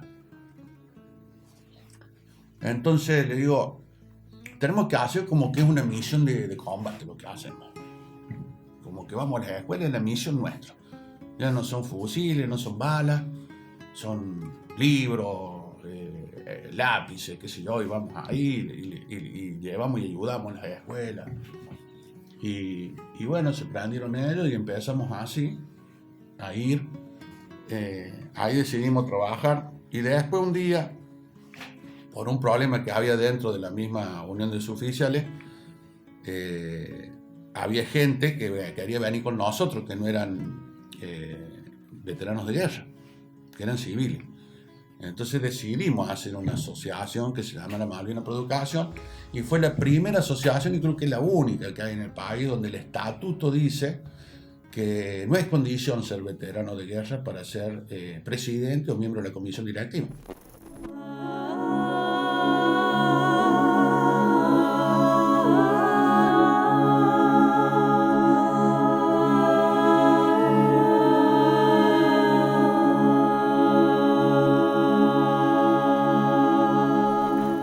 Llegando a los 40 años yo dije, che, con mi amigo Pipi Sánchez, que fuimos como hermanos, si no podemos ir de este mundo, si yo quiero pisar Malvinas, porque yo toda la guerra, yo fui, volví, ataqué flota, ataqué, iba y volvía, pero yo no había pisado Malvinas, yo la conocía de arriba, de mis misiones, de ir y volver. Entonces a mí me sirvió caminar la isla y ver San Carlos y ver dónde se produjo el desembarco, ver dónde estaba la tropa nuestra, ver la zona, ver el cementerio inglés que está en la bahía de San Carlos, de todos los ingleses que murieron en San Carlos están ahí en la bahía, en el cementerio de ellos. Ir al cementerio nuestro, se te hiela la sangre, porque las cruces esas te hielan. Entonces es una cosa necesaria, para mí ha sido necesario, ha sido un bueno ir, tomé la real dimensión del esfuerzo que se hizo. Hay que estar en la trinchera en Monte London, en Harvard, en Tumbledon, en Darwin, donde estuvo desplegada la tropa argentina, hay que estar, no te das una idea de lo que es. Ningún ser humano está preparado para soportar los embates de una guerra. puede estar adiestrado profesionalmente, pero no está preparado. O sea, todos quedan con una marca, un estigma más que nada, que por ejemplo nosotros si la tenemos que decir o analizar, es como vas a escuchar mucho de los veteranos de guerra en Malvinas que dicen de que una parte de su vida quedó en Malvinas. La única forma de recuperarla es volver otra vez al lugar donde quedó. Así que, y tal vez vamos a morir y no vamos a volver otra vez al lugar donde quedó nuestra parte de vida.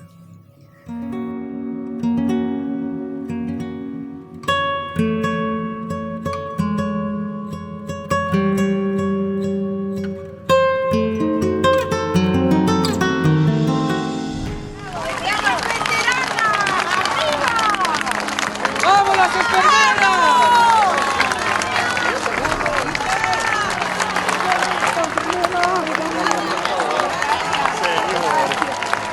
La respeto, señora, gracias. Les quiero comentar que entre los pasajeros se encuentra Alberto Ismael Fernández, quien además de estar cumpliendo mañana, jueves 7 de febrero, años, vuelve a pisar Ushuaia luego de la guerra de Malvinas. Él es un excombatiente. Quisiera que mucha